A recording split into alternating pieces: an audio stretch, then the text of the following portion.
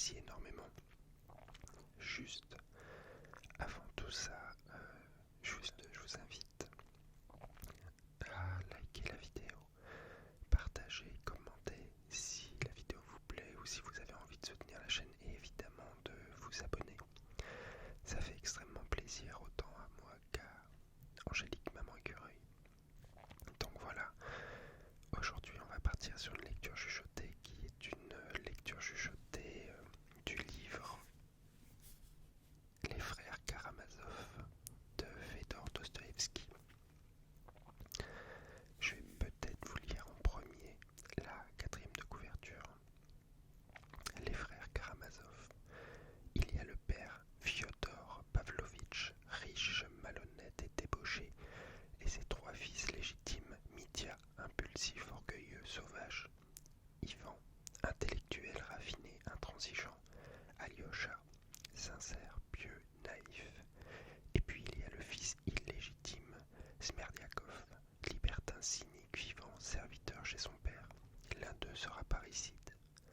Roman complet et flamboyant, les frères Karamazov rassemblent une intrigue policière, plusieurs histoires d'amour, des exposés théologiques et métaphysiques éblouissants et des personnages inoubliables déchirés par leurs conflits intérieurs. Sans doute le chef-d'œuvre de Dostoïevski.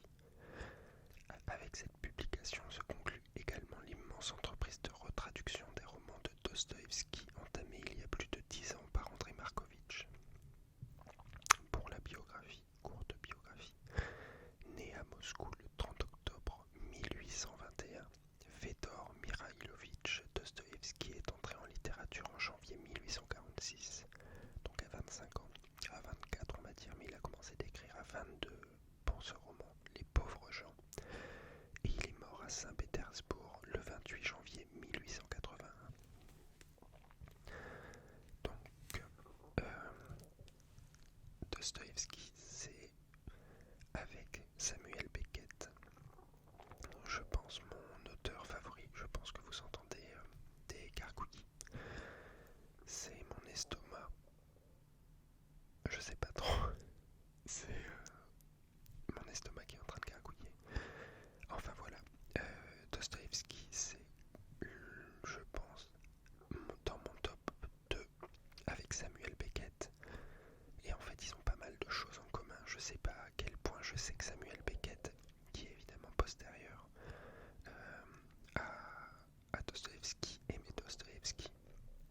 Mais j'avais lu quelque part dans des biographies et tout qu'il était assez amoureux de son œuvre. Et en fait, il y a pas mal de points communs, je trouve. Pas dans l'écriture, pas en soi, dans l'univers qui est raconté, parce qu'on parle de deux époques totalement différentes. Mais il y a quelque chose dans l'humanité des textes, en fait, dans l'approche de l'homme, même si sûrement les deux personnes n'étaient pas du tout pareilles. Enfin, encore une fois, on parle de deux pays qui ne sont pas du tout les mêmes, de deux époques qui ne sont pas du tout les mêmes, de deux contextes qui sont totalement différents. Mais il y a cette sorte de réflexion sur l'homme, sur sa place dans le monde, sur la métaphysique, sur ce qu'il y a au fond de chacun et la façon dont nous sommes conditionnés à perpétuer entre guillemets nos acquis de naissance. Et Dostoïevski a fait ça d'une façon magistrale, vraiment. Il a des livres et globalement beaucoup de ses livres sont quand même extrêmement bien écrits et très intelligents. Il y a donc Les pauvres gens qui est son premier livre, qui est sur la population russe, qui est pas mon favori, mais ensuite il a enchaîné sur beaucoup d'ouvrages très connus. Et il y a donc Les frères Karamazov, Crime et Châtiment, qui est vraiment, je pense que Les frères Karamazov et Crime et Châtiment sont ces deux ouvrages les plus connus et les plus lus et commentés du moins. Il y a L'Idiot qui est vraiment très bien, Le Joueur, mon livre favori qui est vraiment un très petit livre parce que globalement les ouvrages de Dostoïevski sont assez épais, assez massifs. Enfin, il y a une sorte d'amplitude assez folle dans les développements, dans le nombre de personnages, ce qui est assez déroutant pour nous français, enfin pas que, mais on n'est pas slave, on n'a pas cette habitude par exemple des noms et des prénoms à rallonge, et donc il y a beaucoup de ça, il y a beaucoup de descriptions, mais qui sont pas barbantes du tout. Et donc mon livre favori qui est Les carnets du sous-sol, et qui est un livre très court qui doit faire 150 pages, et en fait c'est une sorte de monologue qui explore l'âme d'un personnage, une personne qui est recluse, qui doit avoir la quarantaine d'années je pense à peu près, qui vit dans un sous-sol, et en fait c'est une sorte de... c'est les carnets du sous-sol, c'est comme s'il racontait sa vie au jour le jour. C'est assez sombre, les livres de Dostoïevski sont globalement assez sombres, enfin, c'est pas ce qu'il y a de plus joyeux. On parle d'une période donc pour la Russie qui est le milieu du 19e siècle, et en l'occurrence Fedor Dostoïevski qui est né dans une bonne famille, qui a même fini par être anobli, qui a perdu mais qui a récupéré. Fedor Dostoïevski donc était le fils d'un médecin militaire qui par la suite a acheté des villages, enfin son père du moins a acheté des villages qui ont eu des incendies et qui donc ont disparu. Mais donc il y avait quand même un petit peu de moyens, enfin c'était pas le bas peuple, qui était quand même éduqué à la littérature, qui a voyagé par des bourses d'État pour se développer. Et donc Fedor Dostoïevski a eu un parcours assez chaotique, une enfance qui s'est passée avec son père qui était médecin militaire, qui avait malgré tout des moyens. Il s'est rapproché, après avoir écrit Les pauvres gens, il s'est rapproché des cercles progressistes de Moscou, des cercles qui ont été dissous en fait, et où toutes les personnes ont été arrêtées. C'était pour lui, il y avait des attentats qui étaient perpétrés à l'époque et tout, lui n'était pas dans cette démarche-là, enfin du moins de ce qui nous est revenu. Il était dans une démarche de discuter du monde, proposer de nouvelles idées. Il a été pris dans cette bande, dans ce fonctionnement, et il a été envoyé vers 26-27 ans je crois, en Sibérie, au Bagne, pour 4 ans. Sibérie dont il a sorti plus tard un livre qui est Carnet de la maison morte, qui est une version romancée édulcorée de son passage au Bagne. Et en fait, comme il avait un statut de noble, enfin assimilé noble, parce que je crois qu'il avait perdu justement de par sa condamnation, il a échappé, lui, aux traitements les plus durs. Mais malgré tout, il en a beaucoup souffert. Il a commencé à cette période de sa vie à développer, à déclencher des crises d'épilepsie, ce qu'il n'avait pas auparavant. Et après, c'était malgré tout une personne assez sombre qui a versé en fin de vie vers ce qu'on peut considérer comme l'âme slave, en fait, porter au nu le slavisme, la Russie éternelle. Et il a donc eu pas mal de crises d'épilepsie, donc il était malade, il était criblé de dettes, c'était un joueur invétéré de casino, enfin de jeux de cartes et tout. Et donc il s'est éteint en 1880 à Saint-Pétersbourg. Je crois d'ailleurs qu'il y a une statue dans la ville de Saint-Pétersbourg à son effigie. Donc voilà, c'est un personnage assez torturé, on va dire, ce qui se ressent beaucoup dans ses œuvres, mais où l'on sent également beaucoup de ce que pouvait être la Russie à l'époque, c'est-à-dire au 19e siècle, la façon dont la société fonctionnait, la façon dont les gens vivaient entre eux. Et encore une fois, je trouve ça très humaniste, mais très sombre. On va dire que rien n'est caché. C'est sombre et c'est assumé. C'est dire les choses telles qu'elles sont, ne pas mentir, hein, montrer que les hommes peuvent se comporter de manière horrible, mais également de la bonne manière en fait. Et donc à travers les frères Karamazov, à travers Crime et Châtiment, sont toujours des histoires pleines d'humanité, assez dures, assez tristes. Il y a toujours des sortes d'épiphanies un peu heureuses. Et donc voilà, je vais vous lire une partie, évidemment pas tout le roman, parce que ce serait beaucoup trop long, mais j'espère que ça va vous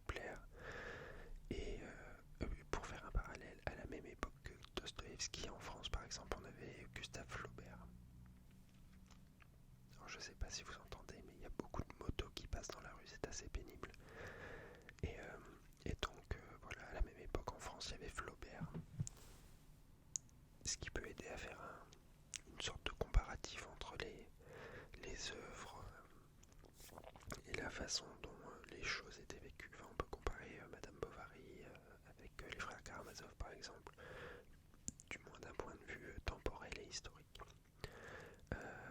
Sinon, qu'est-ce que j'avais d'autre à vous dire? Je ne sais pas. Enfin voilà, moi je trouve ça magnifique. Si je peux te donner un conseil, Dostoïevski, c'est très bien à lire, c'est très beau, c'est écrit d'une manière sublime.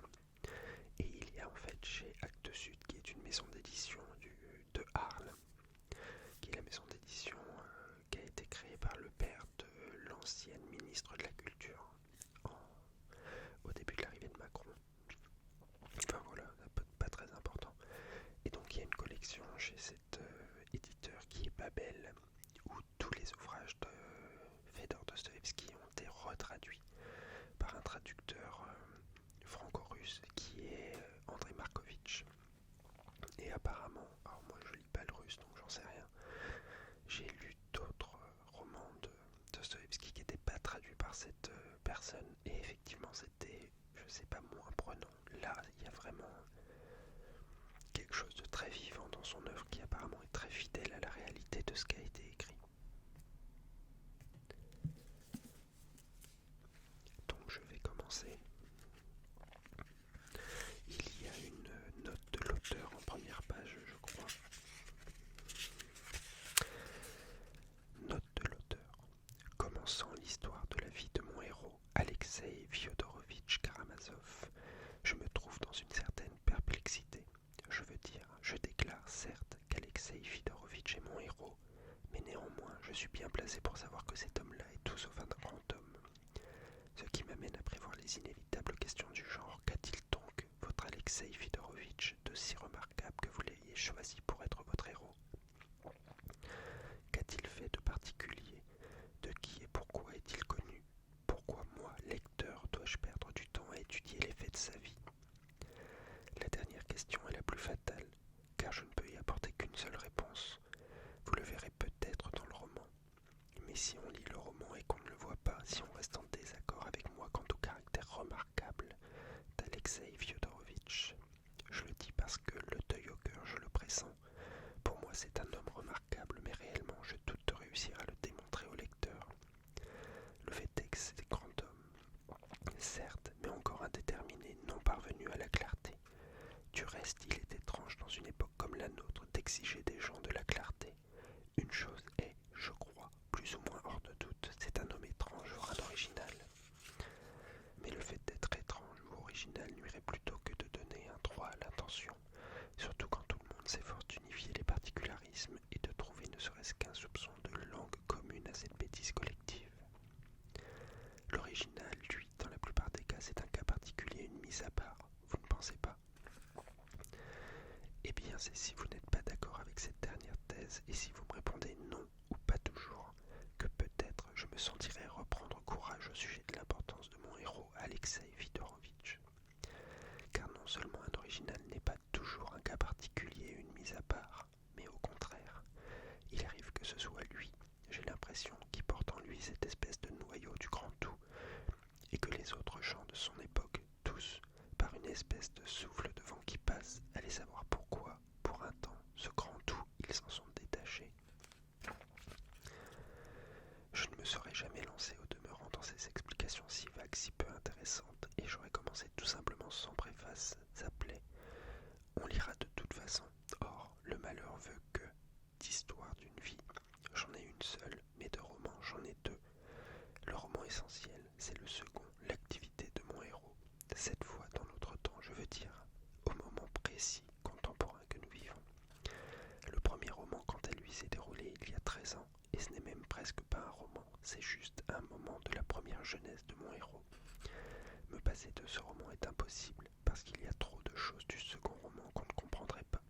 Mais, de cette façon, mes difficultés premières se compliquent encore.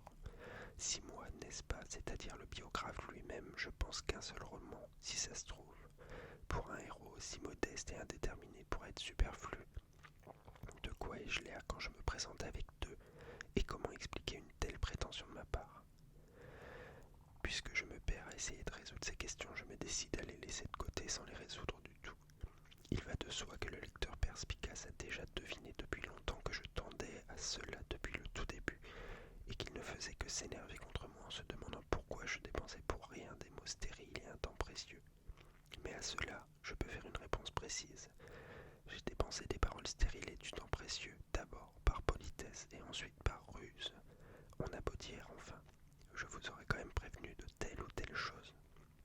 Remarquez, je suis même content que mon roman se soit divisé de lui-même en deux récits, dans l'unité fondamentale de l'ensemble. Après avoir pris connaissance du premier récit, le lecteur pourra juger de lui-même si cela vaut la peine, de son point de vue, d'entamer le second. Bien sûr, personne n'est obligé à rien.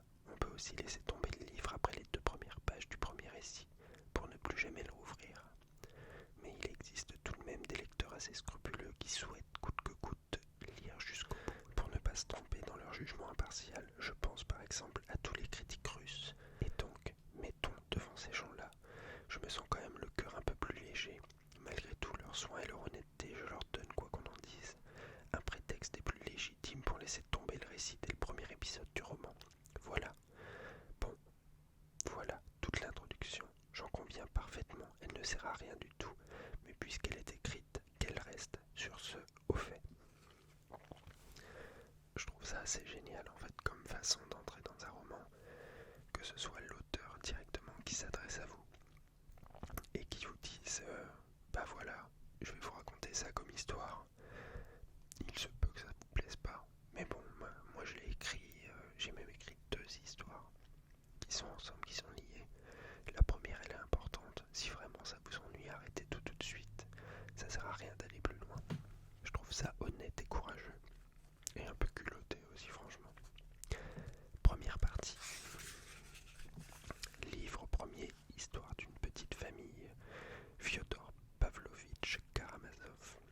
Alexei Fyodorovitch Karamazov était le 3e fils de Fyodor Pavlovitch Karamazov, propriétaire foncier de notre district, qui fut si connu en son temps et qui aujourd'hui encore ne s'est pas entièrement effacé de nos mémoires, en raison de son décès tragique et mystérieux, survenu voici exactement 13 ans, des essais dont je parlerai en lieu et place. Pour l'instant, je me contenterai de ne dire de ce propriétaire foncier, comme on l'appelait chez nous, même si, de toute sa vie, il n'a presque jamais vécu dans sa propriété qu'une chose, à savoir qu'il appartenait à ce type étrange et qu'on retrouve pourtant assez souvent. Je veux dire ce type d'homme non seulement nul et débauché, mais en général bon à rien, qui savent généralement gérer leurs petites affaires de patrimoine et seulement ces affaires. J'ai l'impression. Les phrases sont longues. Il faut réussir à trouver où respirer ou ravaler sa salive, ce qui n'est pas toujours évident. Fyodor Pavlovitch, par exemple, parti de presque rien, c'était un propriétaire foncier des plus petits. Il courait manger chez tel ou tel, rêvait de se faire entretenir et néanmoins, au moment de sa mort, on lui trouva quasiment 100 000 roubles d'argent comptant. Et, en même temps, pendant toute sa vie, il avait continué à être un des originaux les plus bons à rien de tout notre district. Je le répète encore, ce n'est pas une affaire de bêtises. Ces originaux-là, pour la plupart d'entre eux, ils sont futés et pas trop bêtes. Non, le fait est précisément qu'ils sont des bons à rien, et qui plus est une espèce de catégorie particulière, nationale. Il avait été marié 2 fois et vu 3 fils, l'aîné Dimitri Fyodorovitch, de sa première épouse, et les 2 autres, Ivan et Alexei, de la seconde. La première épouse de Fyodorovitch, de Fyodor Pavlovitch, était issue d'une famille assez riche et ancienne de l'aristocratie, les Miusov, eux aussi propriétaires fonciers de notre district. Comment se fait-il précisément qu'une jeune fille à dot et belle, qui plus est, et de plus une tête brillante et pleine d'énergie comme il y en a tant chez nous dans la génération actuelle, mais comme il y en avait déjà quelques-unes dans celle qui nous a précédés, ait pu se marier avec un aussi médiocre avorton comme tout le monde l'appelait à ce moment-là? Je ne chercherai pas trop à l'expliquer. Le fait est que j'ai connu une fille du temps encore de la mystérieux pour un certain monsieur qu'au demeurant elle avait toujours pu épouser de la façon la plus paisible, avait fini néanmoins par s'inventer elle-même des obstacles insurmontables, et, une nuit de tempête, s'était jetée du haut d'une rive escarpée qui ressemblait à un rocher dans une rivière assez profonde et assez rapide, et s'était tuée, suite résolument à ses propres caprices, dans le but unique de ressembler à l'Ophélie de Shakespeare. Et même au point que si ce rocher qu'elle avait remarqué et aimé depuis longtemps avait été moins pittoresque, s'il n'y avait eu à sa place qu'une prosaïque berge plate, le suicide lui-même, si ça se trouve, n'aurait pas eu lieu. Il s'agit là d'un fait réel, et il faut croire que dans notre virus, depuis ces 2 ou 3 dernières générations, ce genre de fait ou d'effet du même ordre, il a dû s'en produire pas mal. De la même façon, l'acte d'Adélaïda Ivanovna Mniosova avait sans aucun doute dû être l'écho d'influences extérieures et lui aussi rage d'une pensée captive. Peut-être avait-elle eu envie d'exprimer son indépendance féminine et se dresser contre les règles établies, contre le despotisme de sa race, de sa famille. Et sa fantaisie obligeante l'avait-elle, supposons, convaincue, ne fût-ce qu'un seul instant, que Fyodor Pavlovitch, en dépit de ses galons et de pique-assiette, était quand même une des personnes les plus audacieuses et les plus sarcastiques de cette époque de transition vers le meilleur des avenirs, alors qu'il n'était juste qu'un méchant bouffon et rien de plus. Le piquant consistait en cela que l'affaire s'était limitée à un rapt, ce qui avait grandement séduit Adélaïda Ivanovna, j'arrive pas à le dire. Fyodor Pavlovitch, quant à lui, était particulièrement préparé, et même par sa condition sociale, à ce genre d'aventure, car il avait un désir passionné d'asseoir sa carrière, et ce, par n'importe quel moyen. S'acoquiner à une bonne famille et décrocher une belle dot le séduisait au plus haut point. Quant à l'amour mutuel, il semble qu'il n'y en ait pas eu du tout, ni du côté de la fiancée, ni de son côté à lui. Malgré même la joliesse d'Adélaïda Ivanovna, j'ai réussi à le dire là. De sorte que ce cas fut, si ça se trouve, unique en son genre dans toute la vie de Fyodor Pavlovitch, un homme des plus sensuels tout au long de sa vie, prêt à se coller à la seconde au premier jupon qui l'ait ne serait-ce qu'un tant soit peu émoustillé. Or il se trouve que cette femme-là avait été la seule qui l'eût laissé, du point de vue des passions, complètement de marbre. Adélaïda Ivanovna, aussitôt après son rapt, avait réalisé en une seconde que son mari, elle ne faisait que le mépriser, un point c'est tout. Ainsi les suites du mariage s'étaient-elles précisées à une vitesse foudroyante, même si sa famille avait assez vite accepté l'événement et versé à la fuyarde la dot qui lui revenait. C'est une vie de désordre et de scène perpétuelle qui avait commencé entre les deux époux. On racontait que la jeune épouse, ce faisant, se montrait incomparablement plus noble et plus haute que Fyodor Pavlovitch, lequel, comme on le sait aujourd'hui, lui avait barboté sur le champ tout de suite la totalité de ses sous, quelque chose comme 25 000 roubles, qu'elle venait juste de toucher, au point que ces jolis milliers, dès ce moment-là, s'étaient comme volatilisés.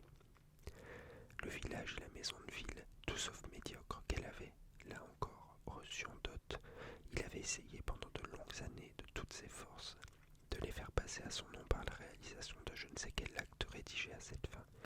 Il y serait sans doute parvenu, ne fût-ce, pour ainsi dire, que par la suite du mépris et du dégoût qu'il inspirait à tout instant à son épouse, avec ses extorsions indécentes et ses supplications, juste par fatigue mentale, juste pour se libérer.